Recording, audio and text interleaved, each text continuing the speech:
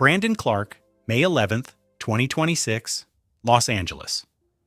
A 29-year-old NBA player was found motionless in his home. Nobody expected this, or maybe everyone did, and nobody said anything. What's going on? Someone explain it to us. More coming soon. Please like the video and subscribe to the channel. His name was BrandonClarke. Memphis Grizzlies. 7 seasons. One of the most productive forwards this league has seen in years. An Achilles injury that almost ended his career. A comeback that gave everyone hope. Arrest in Arkansas just 40 days before his death. Kratom, reckless driving, going 100 miles per hour on the highway at night. And then, silence. The NBA released a statement. Condolence messages poured in, and everyone moved on. But no one asked the real question.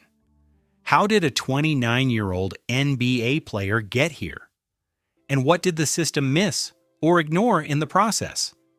How did this complicated life end like this? I don't understand. BrandonClarke was completely unexpected here. Not in a bad way, in the best possible way. He wasn't selected in the top 5. He wasn't on the cover of Sports Illustrated at 18. He was a late bloomer, a kid who worked hard every day to get noticed, transferring to Gonzaga before going to San Jose State. A good player with ideals. When the Memphis Grizzlies selected him 21st overall in 2019, most casual fans didn't even know his name.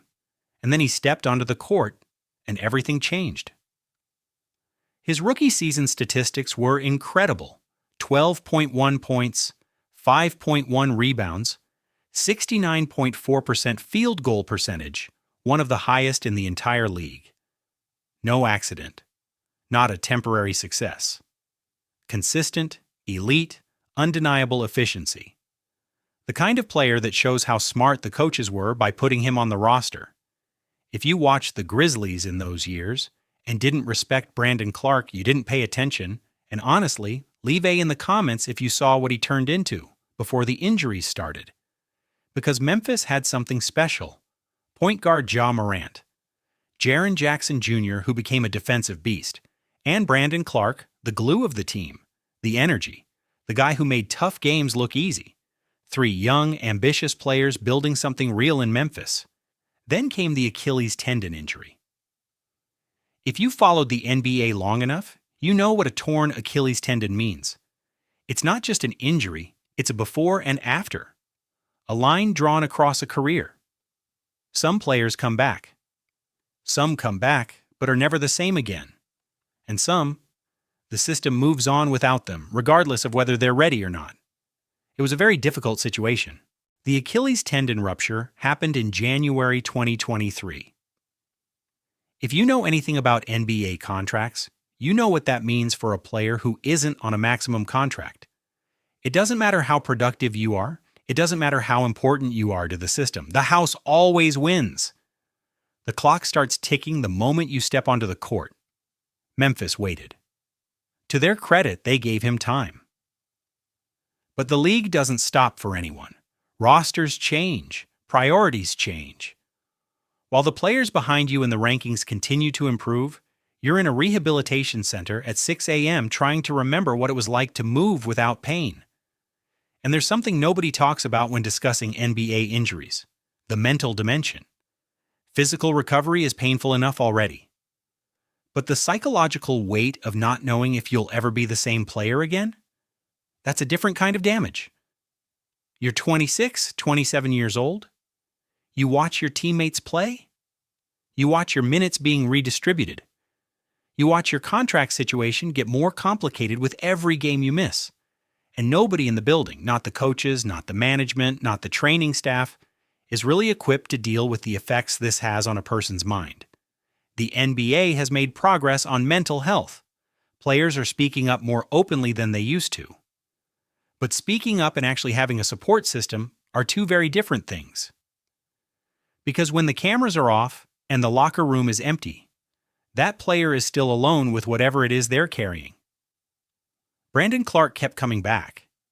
That part deserves respect. He didn't get lost. He didn't give up. He kept coming back, kept fighting to keep his place, kept trying to be the way he was before the injury rewrote the terms. But the body keeps score. And sometimes, the things a player resorts to in order to manage that pain, to sleep at night, to feel normal again, it has its own consequences. And if you've ever watched someone you care about struggle with chronic pain, you already know where this story starts to get dark. Share your thoughts below on whether the NBA should be doing more for players after career-changing injuries. Because I really want to know what you think. Is the NBA really a sport or a factory? Let's talk about something the NBA doesn't mention in its press releases. Chronic pain changes people. Not suddenly, overnight. It's slow, silent, almost imperceptible until it's barely noticeable. And sleepless nights. BrandonClarke had been struggling with the wear and tear on his body for years. Achilles tendon, rehabilitation, uncertainty. Waking up every morning not knowing if you'll feel good again today? This kind of long-term physical pain doesn't just stay physical. It seeps into everything: your sleep, your mood, your relationships, your sense of identity. Because when you're an NBA player, the game isn't just your job, it's who you are. It's who you've been since childhood. If you take that away from you, even temporarily, you're left with a self you don't quite recognize. And that's where things get disturbing. On April 1st, 2026, 40 days before his death, BrandonClarke was arrested in Arkansas, reckless driving, speeding over 100 miles per hour on the highway, and in the car, 235 grams of kratom.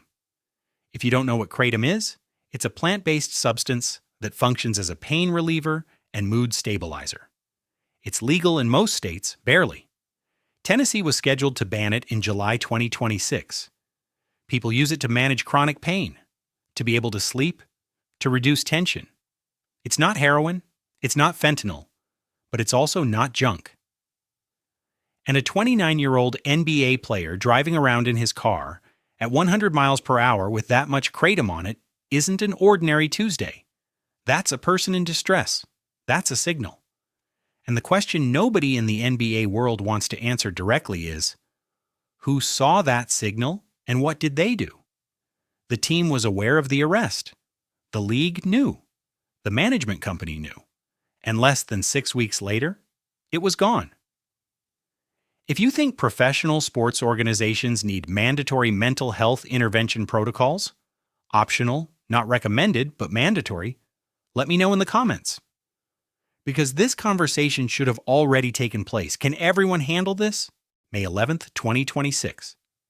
Los Angeles. San Fernando Valley. BrandonClarke was found unresponsive in his home. Drug paraphernalia was reportedly found at the scene. LAPD sources told reporters that preliminary findings suggest a possible overdose. He was 29 years old. The official cause of death is listed as deferred pending toxicology and autopsy results. This means we don't have a definitive answer yet, and honestly, that's perhaps the real question. Because the answer to how BrandonClarke died isn't just in the toxicology report. It's in the years leading up to that report, in the torn Achilles tendon, in rehabilitation, in contract uncertainty, in the times he spent alone in the gym at 6 a.m., in the Arkansas arrest that drew everyone's attention but nobody acted on, in the kratom, at 100 miles per hour, in the silence that followed. The Memphis Grizzlies released a statement. "We are devastated. A beloved member of our family. Our thoughts are with his loved ones." Adam Silver called it a tragic loss. His management company, Priority Sports, also expressed their condolences. And condolence messages started pouring in from teammates, fans, people who watched him play and felt something real when he was on the court. All of it was sincere. But none of it was enough. Because condolence messages don't answer the hard questions. They don't tell us why a young man who had everything suffered so much, physically, psychologically, or both, and ended up here. They don't tell us what the league's real obligation to care looks like after a player suffers a career-changing injury. They don't tell us if anyone sat down with BrandonClarke in the weeks after his arrest in Arkansas, as an employer, not as a public relations worker, as a human being, and asked, Are you okay? What do you need? How can we help? We don't know of anyone who did that. And we're going to keep having these conversations over and over again until the NBA starts addressing this question not as a courtesy, but as a necessity. Different players. Different cities. Same outcome. Could these events have been prevented beforehand? Is there anyone who considers athlete psychology? BrandonClarke, in his best seasons, averaged 11 points, 5 rebounds, and shot over 60% from the field. He was one of the most efficient big men in the NBA. He wasn't a superstar, he wasn't a well-known name outside of basketball circles, but he was a real player, a good player. Someone who spent his whole life working to get where he was, and then watched his body, maybe everything, slowly fall apart around him. Maybe he just wanted to make his family proud.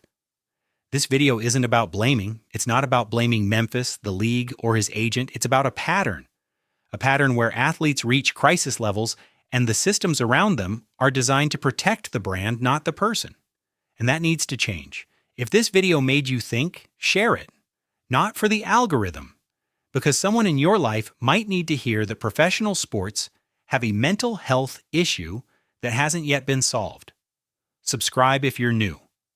I cover the NBA, the stories behind the stories, the things that don't fit into the highlights. And leave a comment below. What do you think the NBA owes its players after career-changing injuries? I read each one. Rest in peace, BrandonClarke. You deserved better. Leave a comment, subscribe to the channel.